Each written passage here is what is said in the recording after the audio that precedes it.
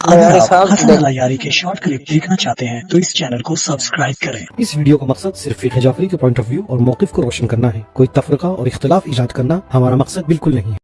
اچھا سر، آپ ایک کوشچن ہے کہ غیر معصوم سے مدد مانگنا چاہتا ہے، مطلب جیسے اہل بیت اور مولا علی نہیں، یہ جو پیر وغیرہ یا بزرگ آپ ہوتے شیعہ ہیں ہیں؟ جیسے آپ نہیں شیعہ ہیں؟ جیسے اوکے، نہیں جیسے یہ جو لاہور ہمارے پاکستان میں داتا صاحب ہیں، قلندر ہیں، انڈیا میں اجمیر شریف بھائی وغیرہ ہے نا، عام ان لوگوں کو نہیں ان سے جانتے، عام ان لوگوں کو نہیں جانتے۔ داتا صاحب ہیں، اجمیر میں ہیں، وہ پیر ہیں، یہ لوگ ہم ان کو لوگوں کو نہیں جانتے۔ ہم اہل بیت طاہرین علیہ السلام کو جانتے ہیں۔ اگر ان لوگوں کا عقیدہ صحیح تھا، یہ اچھے لوگ تھے تو اچھے لوگ ہیں، اگر نہیں تھے تو نہیں تھے۔ بہرحال میں ان کو نہیں جانتا، میں ان لوگوں کو نہیں جانتا۔ ٹھیک ہو بہرحال گیا یہ کون لوگ ہیں، ان لوگوں سے پوچھئے جو ان کے متعلق جانتے ہیں۔ میرے نزدیک جو صوفی حضرات ہیں، اگر یہ لوگ دیکھیں تو دنیا میں بہت سارے لوگ ہوتے ہیں صوفی نہیں ہوتے، ان کو صوفی کے نام سے جانا جاتا ہے۔ مثلا ایک شخص بہت ہی اپنے زمانے میں اگر وہ متقی پرہیزگار تھا اور اس سے کرامات صادر ہوئے ہیں تو لوگ سمجھتے ہیں کہ یہ صوفی ہے، حالانکہ اس کا تصوف سے کوئی علاقہ بھی نہیں، شاید نہیں رہا ہو۔ تو یہ اگر وہ نیک پرہیزگار کوئی آدمی گزرا ہے، اچھے لوگ ہیں، تو وہ اچھے لوگ گزرے، اللہ ان کو رحمت کرے۔ اور اگر کوئی شخص صوفی گزرا ہے، کیونکہ تصوف میں بہت ساری بدعتیں ہیں اور اہل بیت علیہ السلام نے شدت سے منع کیا ہے تصوف سے، اگر یہ لوگ صوفی رہے ہیں، ان میں سے کوئی ہے وحدت وجود کے ماننے والے ہیں، پیری مریدی کا جو سلسلہ ہوتا ہے ان کا، اور یہ جو اس طرح بہت سارے خلاف شرع باتیں ہوتی ہیں ان میں، اگر اس طرح ہے تو پھر وہ اہل بدعت میں ان کا شمار ہوتا ہے۔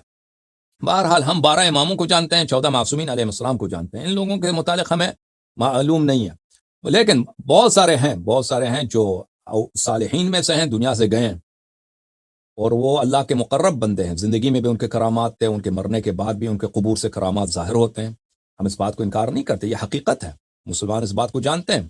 بہت سارے سادات ہیں دنیا سے گئے ہیں، جو اچھے لوگ گزرے ہیں، پاک لوگ گزرے ہیں، ان کے قبور سے ان کو قبور سے کرامات ظاہر ہوتی ہیں، یہ ہمیشہ سے مسلمانوں کا عقیدہ رہا ہے۔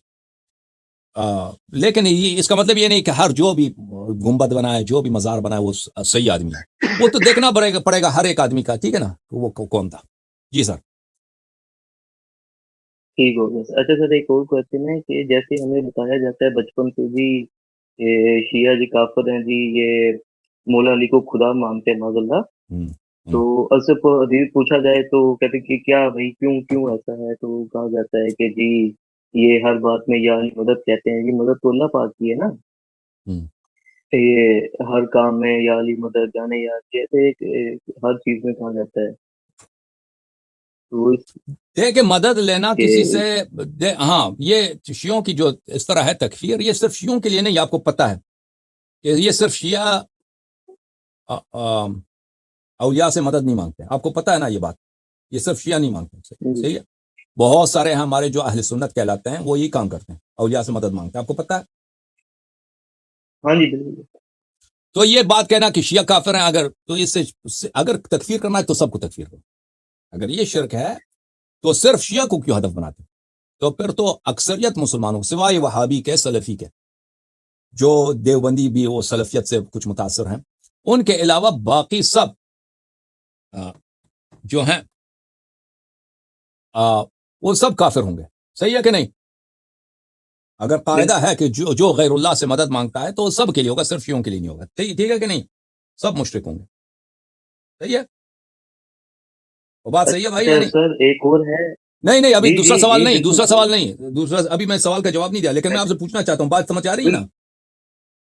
ہاں، مثلا اگر بت کے سامنے سجدہ کریں تو یہ کفر ہے، تو جو بھی کرے وہ بت کے سامنے سجدہ وہ کافر ہو جاتا ہے نا، صرف یہ تو نہیں کہ مثلا صرف انڈیا والے اگر کریں کافر ہے، باقی مسلمان باقی کافر نہیں ہے، جو بھی بت کے سامنے سجدہ کرے گا وہ کافر ہوگا۔ اسی طرح اگر غیر اللہ سے اللہ کے علاوہ کسی اور سے مدد لیں، اگر یہ شرک ہے تو پھر یہ سب کے لیے ہے، یہ صرف شیعوں کے لیے نہیں ہے، تو پھر سب مسلمان کافر سوائے وہابی کے، سوائے کچھ دیوبندی جو وہابی بن گئے، صحیح ہے کہ نہیں بھائی؟ اچھا، اب دیکھیں عزیزو، غیر اللہ سے یہ بات جو مشہور کی گئی ہے کہ غیر اللہ سے مدد نہیں مانگ سکتے، یہ اس کی دلیل کہاں دلیل کہاں؟ یہ بالکل ایک باطل بات ہے کہ غیر اللہ سے، وہ دلیل لے کے آؤ، وہ حدیث لے کے آؤ، وہ آیا لے کے آؤ کہ آپ اللہ کے سوا کسی اور سے مدد نہیں مانگ سکتے، اگر مدد مانگ لیا تو آپ کافر ہیں۔ کیوں؟ غیر اللہ کی عبادت کرو، بالکل واضح، غیر اللہ کی عبادت کرو تو کافر، لیکن غیر اللہ سے، ابھی آپ نے مجھے کال کیا، مجھ سے سوال پوچھا، ایک طرح سے مدد مانگنا، ایک طرح سے آپ مدد مانگ رہے ہیں کہ مجھے سمجھا دو، ٹھیک ہے نا؟ تو غیر اللہ سے مدد مانگنا یہ شرک ہے، غیر اللہ سے مدد طلب کرنا یہ شرک نہیں۔ حدیث اہل بیت علیہم الصلوۃ والسلام میں یہ بات بہت زیادہ ہے۔ مثلا کہ اہل بیت علیہم السلام نے شیعوں کو بتایا ہے کہ تم اہل بیت علیہم السلام سے مدد مانگو۔ میں ایک حدیث آپ کو دکھاتا ہوں، یہ کتاب الاصول من الکافی ہے، جزء الثانی، یہاں پر صفحہ نمبر 558 میں حدیث نمبر 9، یہ حدیث ہے اسماعیل ابن ابی یسار، وہ روایت کرتے ہیں کہ امام علیہ السلام نے فرمایا اذا احزنک امر فقل فی آخر سجودک، جب تجھے کوئی بات بہت ہی محزون کر دے، بہت اس کا غم آ جائے دل سینے پر، چھاتی پہ بڑا غم آ جائے، تو یہ سجدہ کرو، سجدے کے آخر میں یہ کہنا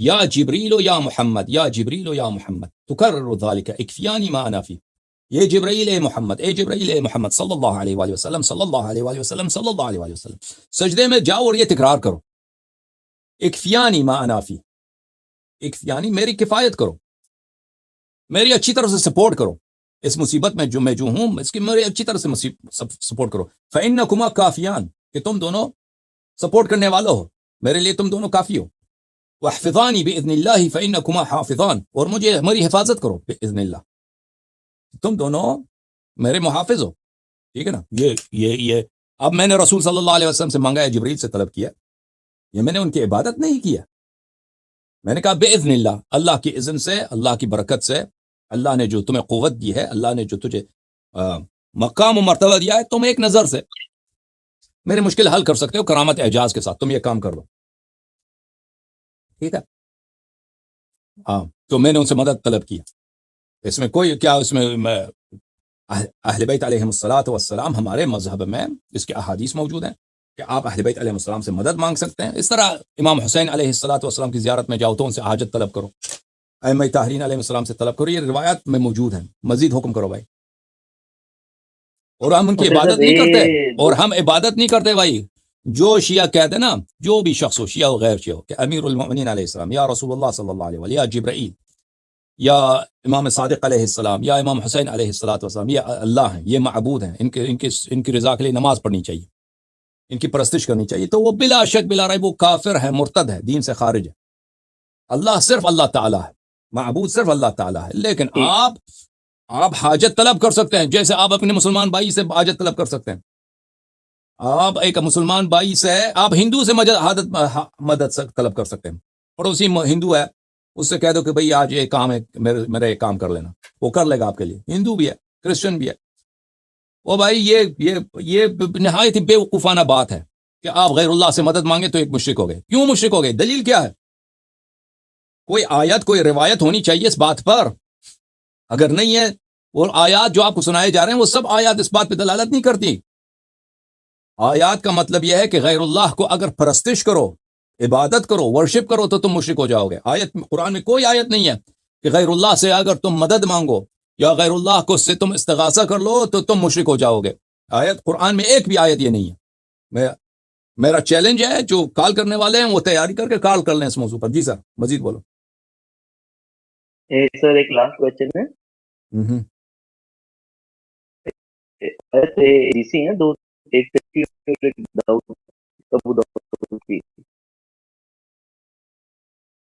کیا ہے؟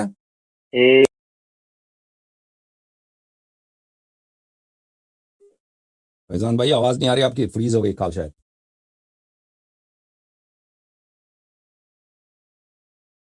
جی بولیں، دوبارہ بولیں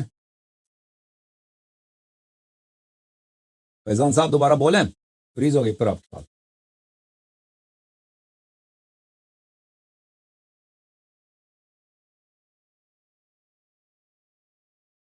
آ گئے بھائی؟ آواز آ رہی ہے؟ آ رہی ہے، ایک منٹ۔ اچھا سر، میں کہا دو حدیثیں، جی کیا حدیث ہے؟ اچھا حضرت بھائی، جی ایک ترمذی اور ایک ابو داؤد کی نا۔ اوکے، کیا حدیث ہے سر؟ اسے پڑھنے کے بعد تو میں تو بہت شوق ہوا ہوں، ٹھیک ہے، 3026 اور ترمذی کی 3026 اور ابو داؤد کی 3671. ٹھیک ہے، آپ دیکھ لیں دوبارہ ابو داؤد کی کیا، ابو داؤد کا کیا نمبر ہے؟ 3671. 3671. اوکے اوکے، کیا حدیث کیا کہہ رہا ہے؟ سر مجھے بتائیں کہ سر آپ پڑھ لیں نا.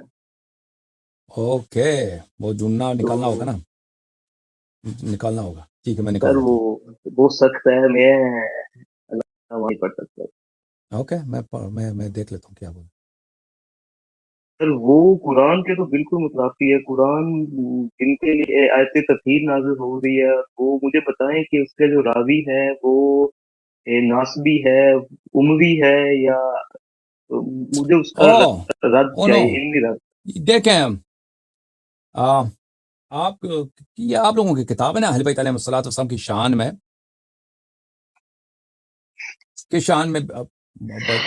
بدتمیزی ہے اس حدیث میں، ٹھیک ہے نا. تو یہ ہمارے نزدیک اس باتوں کی کوئی حجت نہیں ہے، یہ کہ کوئی حجت نہیں ہے. آپ لوگوں کے احادیث کس نے جمع کیا پتہ ہے؟ میں آپ کو ایک سناتا ہوں.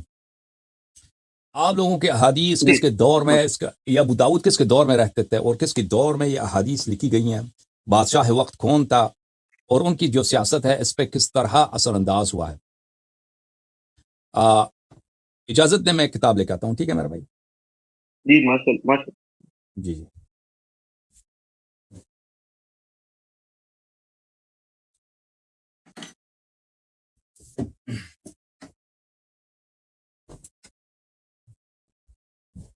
فیضان بھائی ایک اجازت دیں میں کتاب لے لیتا ہوں. جی سر لیں. ہاں کتاب لے کے آیا ہوں، اب اس کو صفحہ ڈھونڈنا پڑے گا.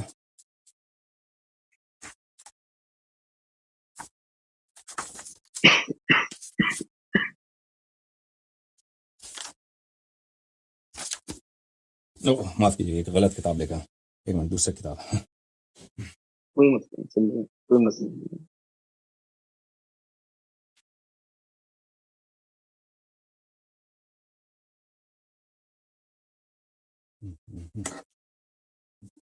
معاف کیجیے گا، وہ کتاب جو ہے میں اس کا پی ڈی ایف دکھاتا ہوں، کیونکہ جو کتاب ہے دوسری لائبریری میں ہے، پی ڈی ایف اس کا دکھا دیتا ہوں. مسئلہ.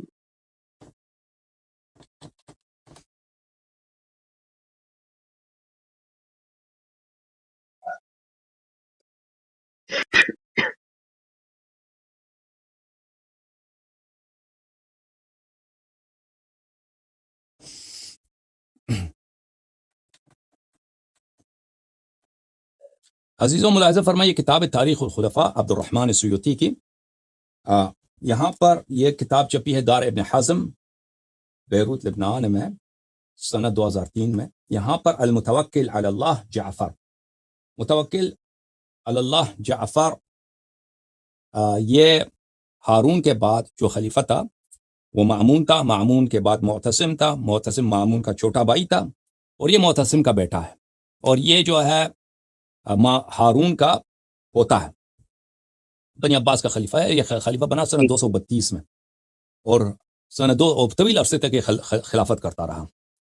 تو اس سے پہلے جو تھے اہل حدیث، آپ لوگوں کے جو محدثین حضرات تھے، وہ ان کو حکومت ان پہ بڑی سختی کرتی، حکومت ان کو مارتا تھا، حکومت ان کو جیل میں ڈالتا تھا، حکومت ان کو بری طرح سے، احمد بن حنبل وغیرہ وغیرہ ان سب کو بری طرح ان کو پھنسا دیا تھا اس سے پہلے. لیکن اس نے جو ہے اس نے اپنی مذہب چینج کر دی، اور اس نے خلافت کی مذہب چینج کر دی، اور یہ جو ہے محدثین کی طرف پلٹ گیا. اچھا، فاظہر المیل الی السنہ، تو اس نے سنت کی طرف اپنا میل اظہار کیا، سنت یعنی حدیث کی طرف. ونصر اہلہا، اور محدثین کو انہوں نے بہت مدد کی. ورفع المحنہ، اور محدثین پہ جو سختیاں تھیں، محدثین کو جیلوں میں ڈالا جاتا تھا، کہتے تھے بدعتی ہیں، یہ بیوقوف ہیں. اس سے پہلے جو محدثین حضرات تھے، مثلا احمد بن حنبل جیسے لوگ، اور اس سے پہلے جو لوگ تھے، وہ ان کو بنی عباس اس نگاہ سے کہ یہ لوگ جاہل لوگ ہیں اور یہ لوگ بدعتیں پھیلاتے ہیں، ان کے عقائد باطل ہیں، اس لحاظ سے ان کو بہت مارتے تھے، کوڑے مارتے تھے، اور ان کو ذلیل کرتے تھے، جیل میں ڈالتے تھے. لیکن اس نے بالعکس یہ پابندیاں اٹھا دی اور ان کو آزادی دی، ان کو مال دیا. وَكَتَبَ بِذَلِكَ إِلَى الْآفَاقِ، اور اس نے سب شہروں کو خط بھیجا، کہ بھئی حکم بھیجا کہ خلیفے کی جانب سے یہ کام کرنا. یہ سنہ 234 کی بات ہے، سنہ 234. واستقدم المحدثین فی سامرا، اس نے اپنے داخل خلافہ میں بھی سامرا وہاں پہ محدثین کو بلایا. واجزل عطایاہم واکرمہم، اور اس نے ان کو اکرام کیا، بہت پیسے دیے. وامرہم بان یحدثوا باحادیث فی الصفات والرؤیا، اور ان کو حکم دیا کہ تم اللہ کی تجسیم کی احادیث بیان کرو، اللہ کی جسمانیت کی احادیث بیان کرو کہ اللہ کا ہاتھ ہے، پیر ہے، اس طرح. اور اچھا، اور پھر کہتا ہے کہ ابو بکر ابن ابی شیبہ بغداد میں جامع اور رصافہ کی مسجد میں بیٹھا، اور اس کے 30,000 شاگرد اس کے ارد گرد جمع ہو گئے. یہ ابن ابی شیبہ یہ بخاری اور مسلم اور ترمذی وغیرہ کا استاد ہے. تو اس نے ان کو یہ موقع فراہم کیا، ان کے خزانے، ان کے خزانوں کے دروازے ان کے لیے کھول دے، اور ان کو بتایا کہ اس طرح کے حدیث نقل کرو. اب یہی شخص اگلے صفحے میں متوکل کے متعلق یہ سیوطی لکھتے ہیں کہ یہی شخص وفی سنۃ 44 سنہ 244 میں قتل المتوکل یعقوب بن السکیت الامام فی العربیہ.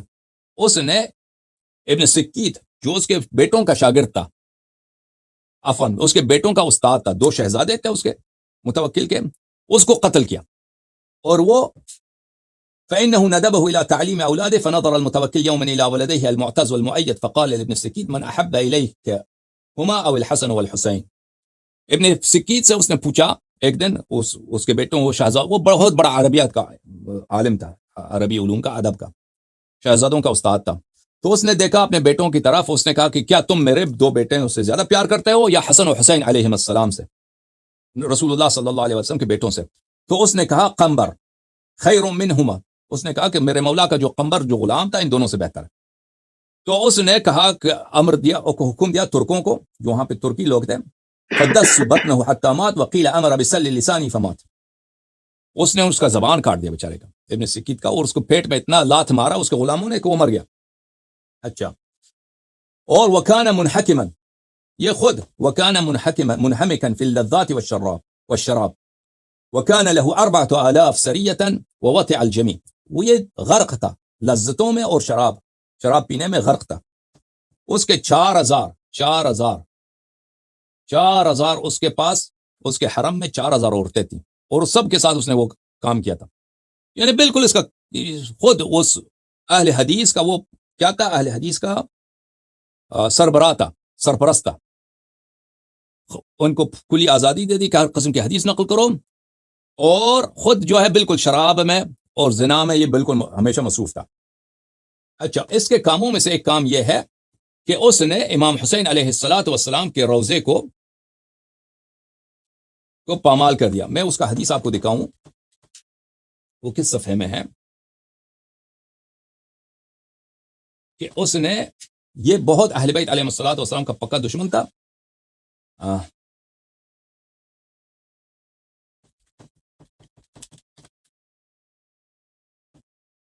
اس صفحے میں، اسی کتاب میں ہے.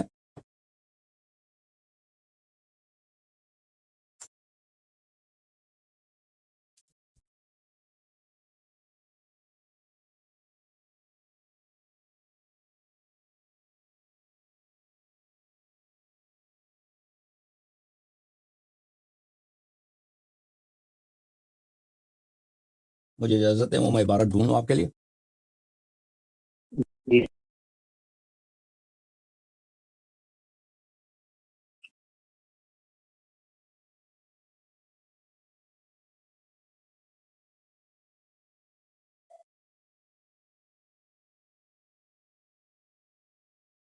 لا الہ الا اللہ، کہاں گیا اس کی روایت؟ ایک منٹ میرے بھائی، معذرت چاہتا ہوں.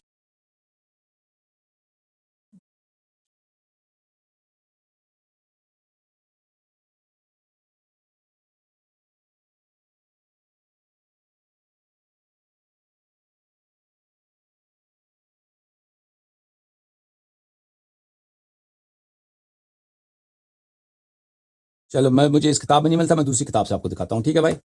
الکامل سے دکھاتا ہوں. ٹھیک ہے سر. اوکے، معاف کیجیے. اچھا،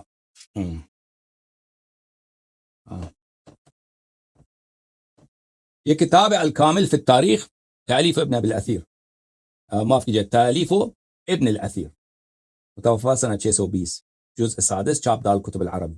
یہاں پر سنہ 236 کے وقائع میں، 236 ہجری اس میں ذکر ما فعل المتوکل بمشہد الحسین ابن علی علیہ السلام، متوکل نے امام حسین علیہ السلام کے مزار کے ساتھ کیا کیا تھا. اس سال فی هذه السنہ، یہ شیعوں کی حدیث نہیں، آپ لوگوں کی حدیث ہے. متوکل نے حکم دے دیا بحدم قبر الحسین ابن علی علیہ السلام، اس نے آرڈر دے دیا کہ امام حسین علیہ السلام کے قبر مبارک کو خراب کیا جائے. وہدم ما حوله من المنازل والدور، اور اس کے قبر کے اطراف میں جتنے گھر بنے ہیں، بلڈنگیں بنی، ان سب کو خراب کیا جائے. وَأَن يُبْذَرَ وَيُسْقَى قَبْرُهُ، اور ان کے قبر پہ کو کھیتی بنایا جائے، وہاں پہ دانے کاشت کیے جائیں اور وہاں پہ پانی دیا جائے. وَيُمْنَعُ النَّاسِ مِنْ إِتْيَانِهِ، اور اس نے منع کیا لوگوں کو کہ وہاں پہ اب زیارت ممنوع ہے. فَنَادَى عَامِلُ صَاحِبِ الشُّرْطَةِ لِلنَّاسِ فِي تِلْكَ النَّاحِيَةِ، تو اس کے فوج کے سربراہ نے وہاں پہ اعلان کیا، من وجدناه عند قبره بعد 3 حبسناه في المطبق. اس مطبق ایک جیل تھا جو منصور دوانقی، اس کے پردادے نے بغداد میں بنایا تھا. عالم اسلام کا پہلا جیل تھا المطبق، بہت بڑا جیل تھا بغداد میں. اور اس کے فوج کے سربراہ نے اعلان کیا کہ اب جو امام حسین علیہ السلام کے قبر کی زیارت کے لیے آئے گا، اس کو مطبق کے جیل میں اس کو قید کیا جائے گا. اچھا، فہرب الناس وترکوا زیارته وحرث وزرع، بس پھر لوگ بھاگ گئے اور وہاں پہ ان لوگوں نے کاشتکاری کی امام حسین علیہ السلام کے روزے پر. وکان المتوکل، اب میں یہ بات دیکھنے کی ہے، وکان المتوکل شدید البغض لعلی بن ابی طالب علیہ السلام ولاہل بیتہ. متوکل جو تھا علی ابن ابی طالب امیر المؤمنین علیہ السلام اور اس کے اہل بیت کا شدید البغض، یہ عبارت دیکھ رہے ہیں نا، شدید البغض، شدت کے ساتھ بغض رکھتا تھا. وکان یقصد من يبلغه عنه أنه يتولى عليا وأهله بأخذ المال والدم، دم، اور جس شخص کے متعلق بھی اس کو رپورٹ آتا تھا کہ یہ علی علیہ السلام اور اس کے اہل بیت کو سے محبت رکھتا ہے، تو اس کا مال کانفسکیٹ کرتا تھا اور اس کو قتل کرتا تھا. جو بھی رپورٹ آتا تھا کہ یہ شخص محبت ہے اس کو اہل بیت علیہ السلام سے، امیر المؤمنین علی علیہ السلام سے، تو اس کا مال وہ کانفسکیٹ کرتا تھا اور اس کو قتل بھی کرتا تھا. وَكَانَ مِن جُمْلَةِ نُدَمَائِهِ عُبَادَ الْمُخَنَّث. پھر یہ ایک بہت سخت واقعہ سناتا ہے کہ اس کے جو شراب پینے والے، ندیم اس کو بولتے ہیں جو انسان کے ساتھ بیٹھ کے شراب پیتا ہے، اس کے ساتھ شراب پینے کے مجلس میں ایک ساتھی اس کا تھا، عبادہ نام تھا، وہ مخنث تھا اور وہ مذاق اڑاتا تھا، ڈرامہ بناتا تھا مذاق اڑانے کے لیے امیر المؤمنین علیہ السلام کے لیے. اچھا، پھر وَإِنَّمَا كَانَ يُنَادِمُهُ وَيُجَالِسُهُ جَمَاعَةٌ قَدْ اشْتَهَرُوا بِالنَّصْبِ وَالْبُغْضِ لِعَلِيٍّ عَلَيْهِ السلام. اس کے ہم نشین اور اس کے ہم پیالہ جو اس کے ساتھ بیٹھ کے شراب پیتے تھے، وہ جماعت تھے جو مشہور تھے نصب میں اور بغض علی علیہ السلام میں. تو میرے بھائی، کہنے کا مقصد یہ ہے کہ اگر آپ کی کتب میں اگر ایسے حدیث ہیں، ترمذی اور ابن داؤد کی جو حدیث آپ نے ہمیں اس کا حوالہ دیا، آپ کی خدمت میں عرض یہ ہے کہ یہ کس کے سائے میں یہ احادیث جمع ہوئی.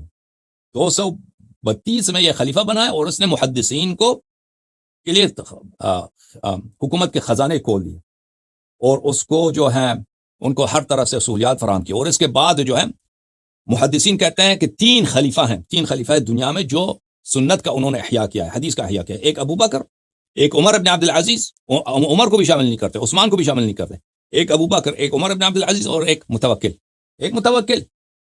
تو عزیزو، اگر آپ کی کتب میں ایسی باتیں ہیں تو وہ خلیفہ کو خوش کرنے کے لیے، جیسے ان کو خلیفہ نے حکم دیا کہ تجسیم کی روایات نقل کرو، اللہ کی جسمانیت کی روایات نقل کرو، اور خلیفہ کس بات سے خوش ہوتا ہے، کس بات پہ غضب آ جاتا ہے نا، اگر کسی کو پتہ چلے، خلیفہ کو پتہ چلے کہ فلان علی علیہ السلام سے محبت کرتا ہے، تو اس کا مال بھی چھین لیتا ہے، اس کو قتل بھی کر دیتا ہے. تو اس کے زمانے میں اگر احادیث ایسے نقل ہوئے، وہ احادیث کا سربراہ ہے، وہ احادیث کا محی ہے، تو ان احادیث پہ اعتبار کیا، ٹھیک ہے نا.